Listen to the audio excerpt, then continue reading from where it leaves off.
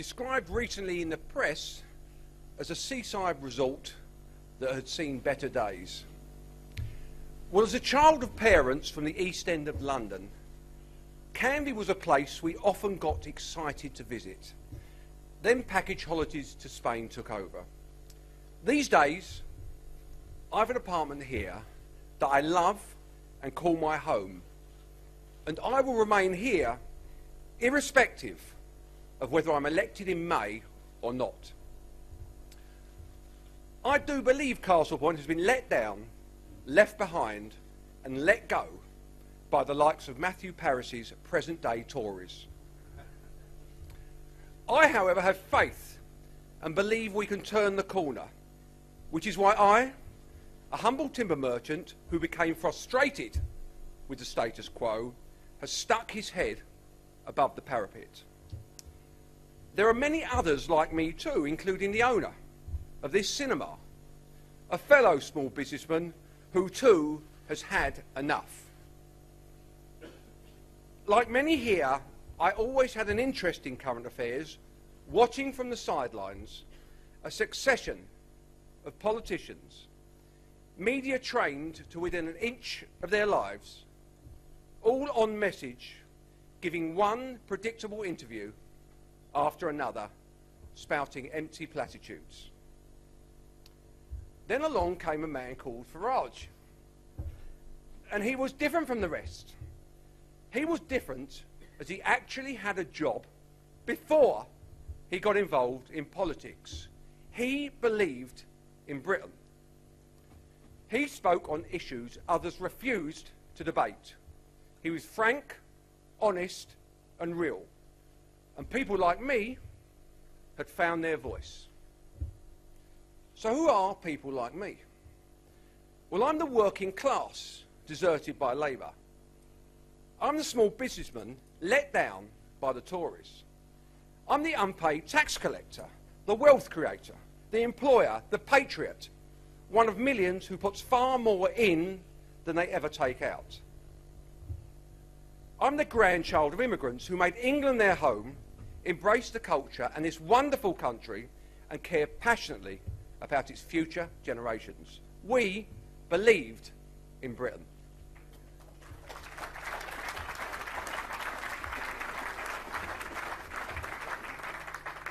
Sadly, today we're ruled by an out-of-touch political elite. Cameron, Clegg, Miliband, they're all part of a cosy Westminster club who do not inhabit our world, the real world. They just occasionally visit it, and then only for political gain. They have absolutely nothing in common with any of us here.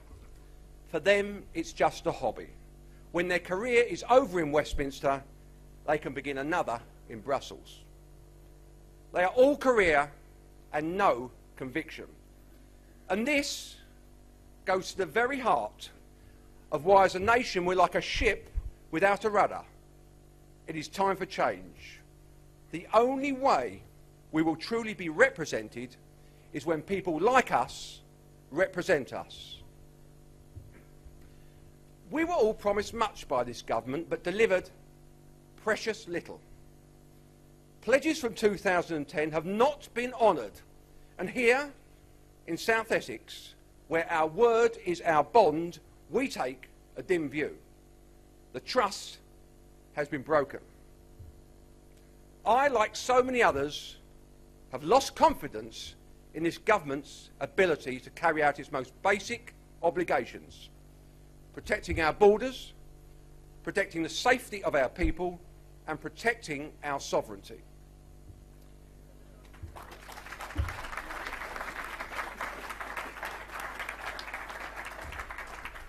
It cannot do these basic things as it spends all its time concentrating on areas it should not be concentrating on at all, such as trying to impose its view of the world on people who simply do not share that view. It's time the people were heard, and it's time we had a government that believed in Britain. It is time this country had leadership again, the type of leadership we enjoy in UKIP. I'm proud to be part of the People's Army that intends to make that happen. And I'm proud to introduce its leader, a man who refreshes parts of Britain other leaders simply cannot reach, Mr. Nigel Farage.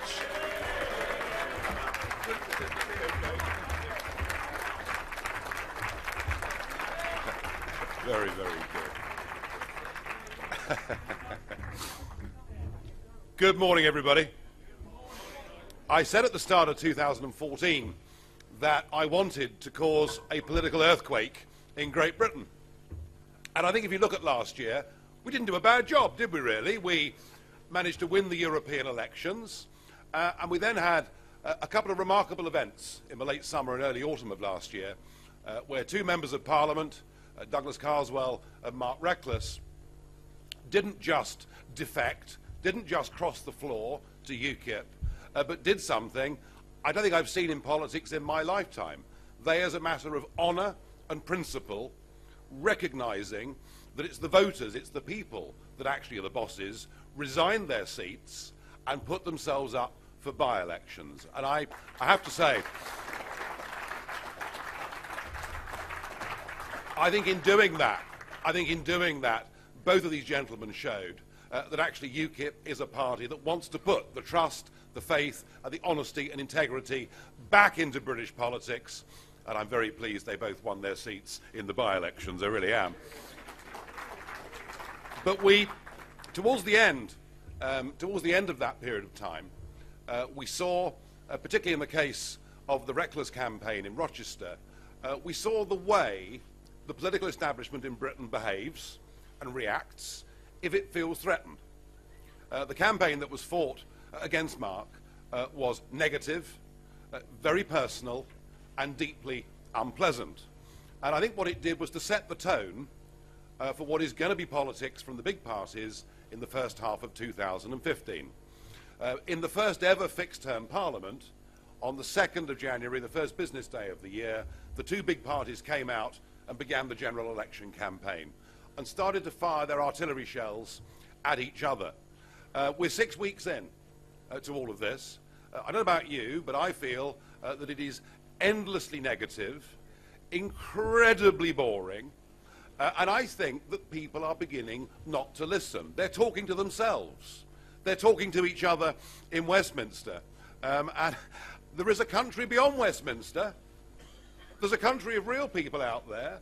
And in many ways, they're crying out. They're crying out for a different kind of politics. They're crying out for different people in politics. They're crying out to be represented by people who look and sound like them. And that's why my first speech of this year, my first public speech of this year, is here in Castle Point. Now, our candidate here, Jamie Huntman, who spoke earlier, Jamie I met a couple of years ago and recruited into UKIP. He'd never been involved in politics before. Jamie's an Essex boy. He's a local businessman. He runs a timber merchant. He's engaged with local community activities.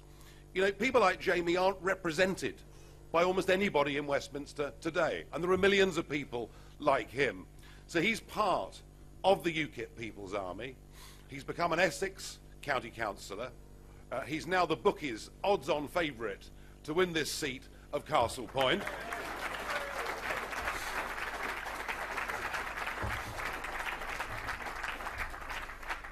Oh, and I nearly forgot. He's unashamedly patriotic and proud to be British and doesn't mind saying so. And it's going to be a very different House of Commons after May the 7th if people like Jamie Huntman are there on those green benches, and it'll be one that millions of people can connect with. And in some ways, I would say to Jamie Huntman that the journey that he's been on is a very similar journey to the one that I myself went on. Because for me, it was in 1990 when I saw us joining the exchange rate mechanism, and I saw a Conservative government that pegged us effectively to the Deutschmark as a precursor to us joining what in the end became the euro.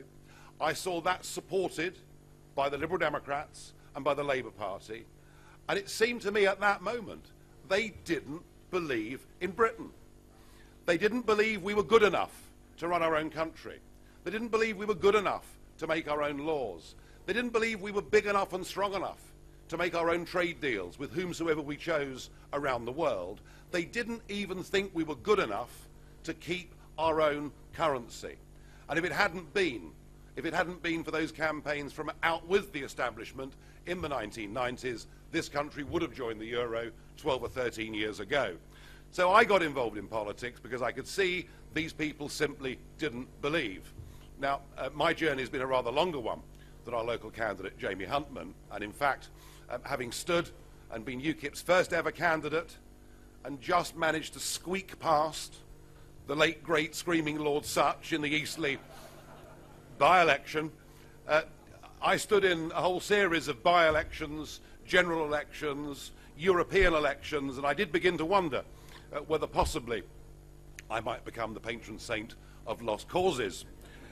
But I'm pleased to say that over the course of the last few years, a lot of people have been on that same journey that I've been on and Jamie Huntman's been on. A lot of people have begun to understand that actually out there in this country, outside of Westminster, the backbone of the British economy are the small men and the small women. They're the 5 million people who set up their own businesses, who act as sole traders. These are the people that create nearly 11 million jobs in the private sector. These are the people that pay their taxes. And actually what has happened to them, and it doesn't matter anymore whether it's a Labour government or a Conservative government, what has happened to them is they've all become victims of the new system by which our economy works. We have a lethal combination of big government, big banks, and big business. It is known as corporatism, and we are now living in a corporate economy.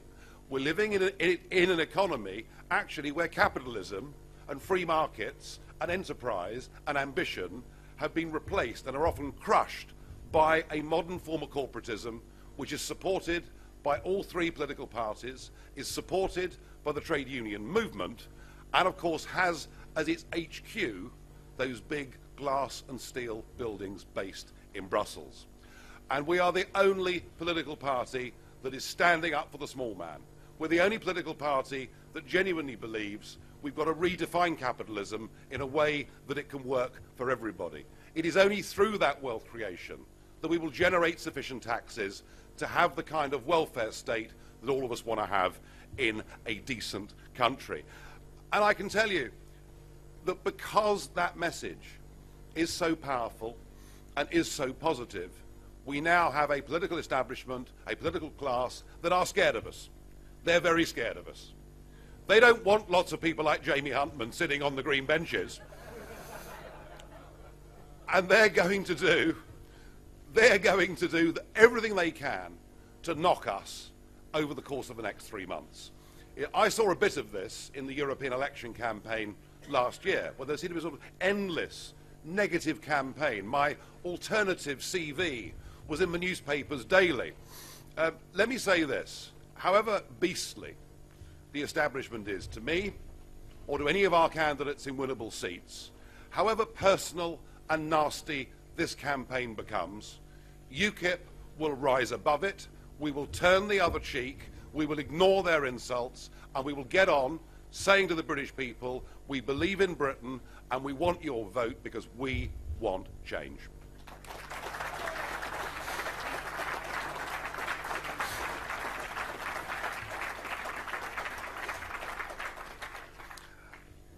And perhaps one of the reasons why they're going to be nasty is they've understood that actually something quite remarkable has happened in British politics in the last 3 years. I can stand here and say that I am the leader now of the only truly national British political party. UKIP is the only political party with elected representation in the four corners of the United Kingdom. Think about the other parties. I mean, obviously by definition, Plaid and the SNP are parties confined to their own areas, but look at the Labour Party. The Labour Party is now a regional party, effectively of the north of England. Look at the Conservative Party. They effectively have become a regional party of the south of England.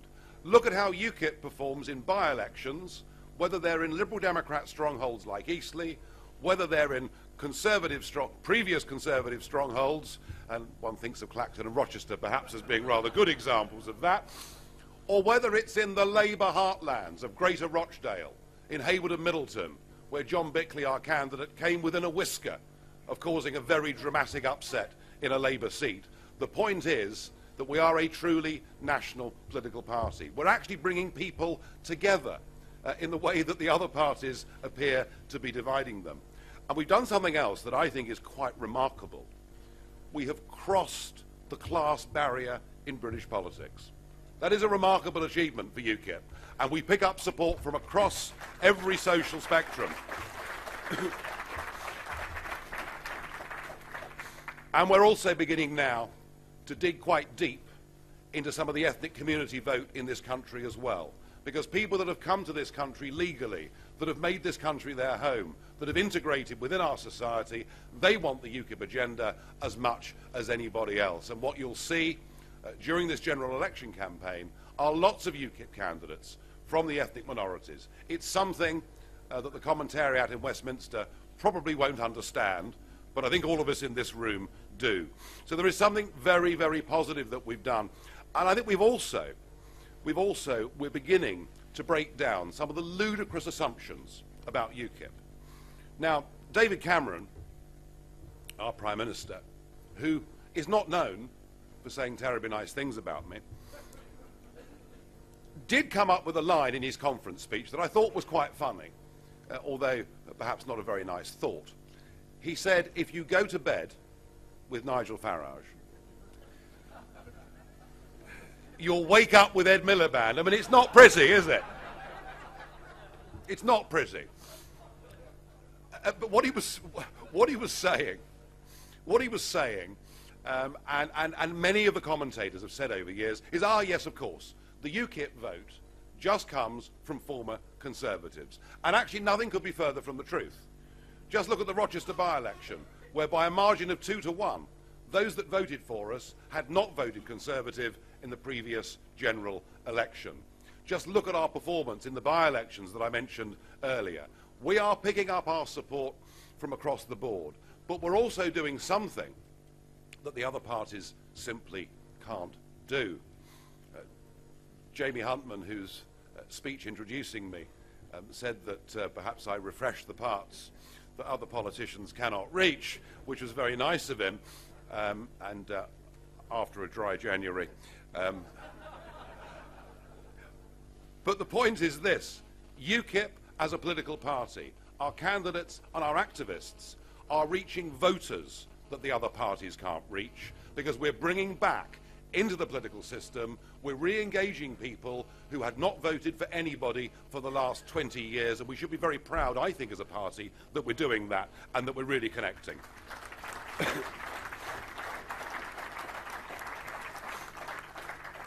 And far from us being a threat to the Conservatives, and far from this ludicrous argument that if you vote for us you'll get Labour, actually what we saw it first in the by-election in Eastleigh, but we saw it absolutely perfectly in Haywood and Middleton, is actually the Conservatives splitting our vote in Haywood and Middleton meant the Labour Party won, and UKIP is now the challenger in virtually every single parliamentary seat from Birmingham up to Hadrian's Wall, and we are going to give Labour in the north of England a real run for their money. Of that I have no doubt at all.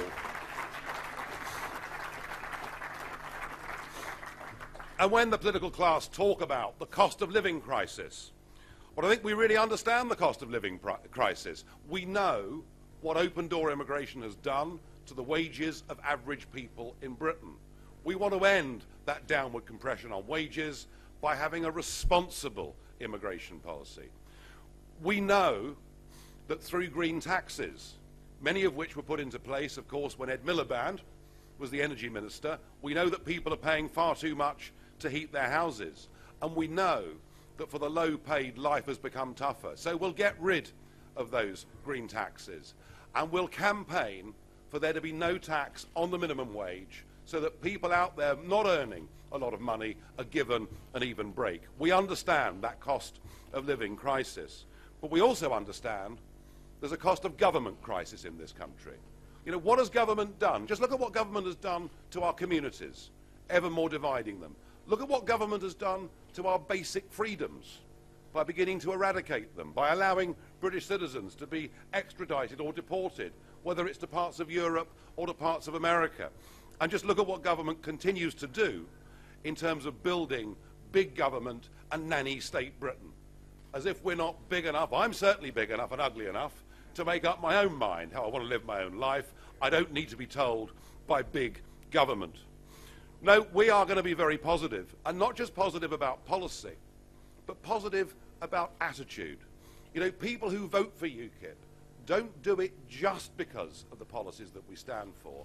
They do it because they see us as being honest, straight-talking, looking and sounding like them, and prepared to take on the tough issues that everybody else has spent decades burying under the carpet. Voting UKIP is a state of mind. Voting UKIP is not a protest. It is a positive affirmation that we need different people in politics and different policies for this country. And what we've shown people, far from all this negative talk, oh, well, UKIP won't win any seats in Westminster. Do you remember that after the European elections?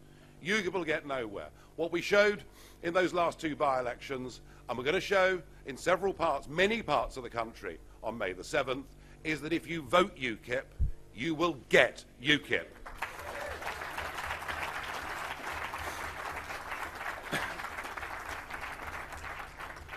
And yes, we do believe in Britain.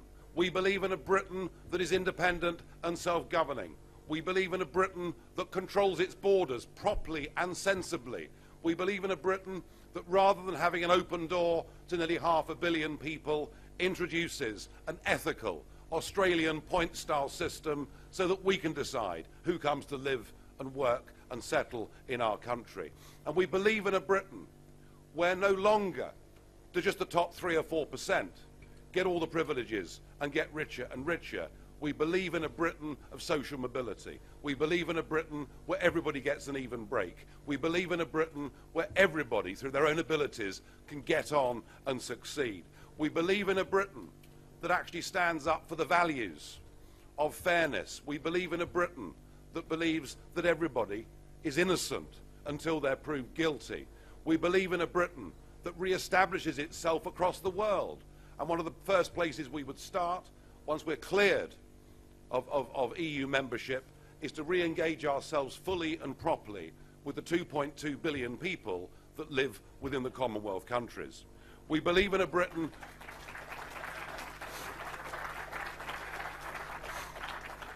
We believe in a Britain not just for the sake of the country. We believe in a Britain because we believe in its people, and we believe with different leadership and different politics, the people of this country can do better. And yes, we will launch later on in this campaign, under Suzanne's chairmanship, we will launch a full manifesto for the things that we will fight for and the things that we will campaign for. We've already pointed out that we could put an extra £3 billion into the National Health Service without increasing the size of our annual deficit. We'll campaign for real change within the National Health Service, for the engagement of the public, so that they can vote for the bosses of the hospitals. We'll campaign for cuts in middle management and bureaucracy, and we'll campaign to get rid of car parking charges for people going to visit their relatives in hospital. We'll campaign for a complete rethink about tuition fees and university education.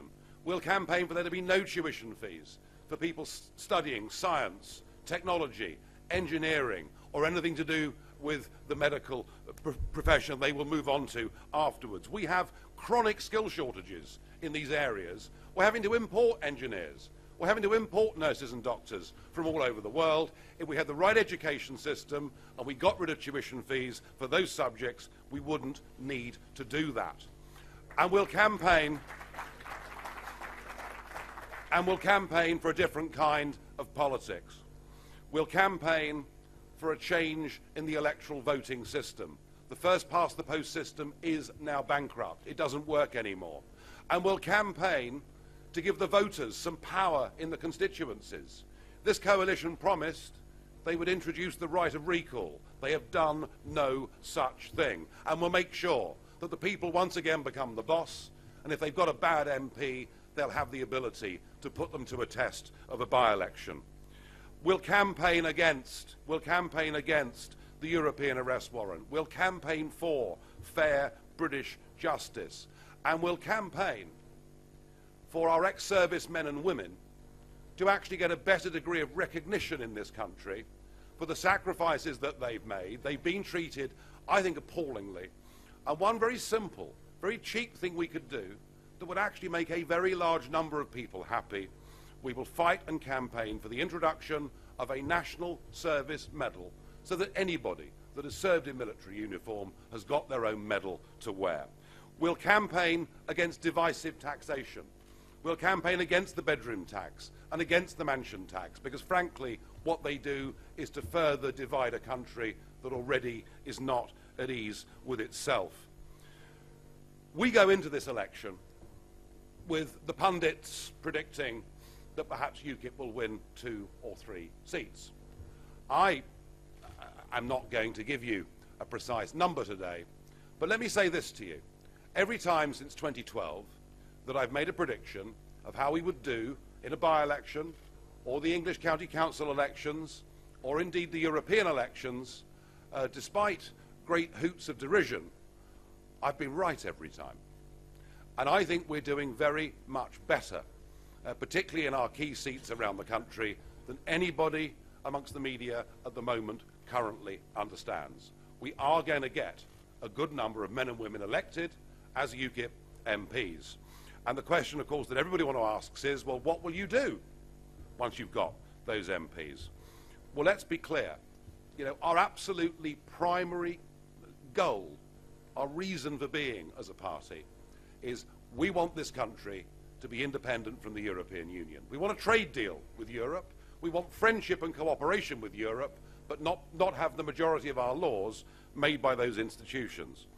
It is absolutely impossible that UKIP in Westminster would help one or other of the parties if they did not have a credible programme for a referendum, a proper, full, free and fair referendum conducted correctly and within the right timetable. It would seem that the Labour Party have now set themselves completely against that, and that position is not going to change. So if that position is not going to change, there are no circumstances in which we would help Labour to have a majority in the House of Commons. If Mr Cameron is sincere in his desire to have a referendum, well, we would want to make sure that it was held on the right terms. But we will not do a deal with anybody unless the British people get that chance to have that vote. But can I say now very clearly that we will not be going into coalition government with anybody.